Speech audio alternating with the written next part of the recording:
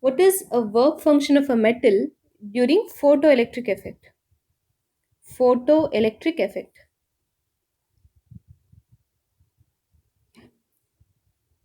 So we know that when I say photoelectric effect, ejection of electron from metal surface, right?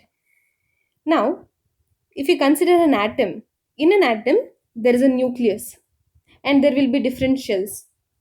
And the ejected electron belongs to the valence shell.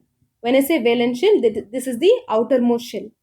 We know that the electrons are negatively charged and the nucleus is positively charged. Positively charged. And these two are held by, the valence electron and the nucleus are held by electrostatic electrostatic force of attraction. Force of attraction. Force of attraction. Now if I want to remove this electron, we must supply the radiation having the energy so that it can overcome from the electrostatic force of attraction. First of all, why are we supplying energy? To break that electrostatic force of attraction. Now, is it same for all the elements? Definitely no. Because in each atom there will be different number of valence electrons and the charge in the nucleus is different. So based on these factors, each and every atom will have different amount of energy which is required to eject an electron. So, how much energy I have to supply? The minimum energy which is required in order to remove or the eject the electron from the valence shell, we call it as work function. What is the work function? It is the minimum energy. You have to supply this much amount. Without this minimum amount, no ejection of electron. Therefore, it is the minimum amount of energy, minimum amount of energy required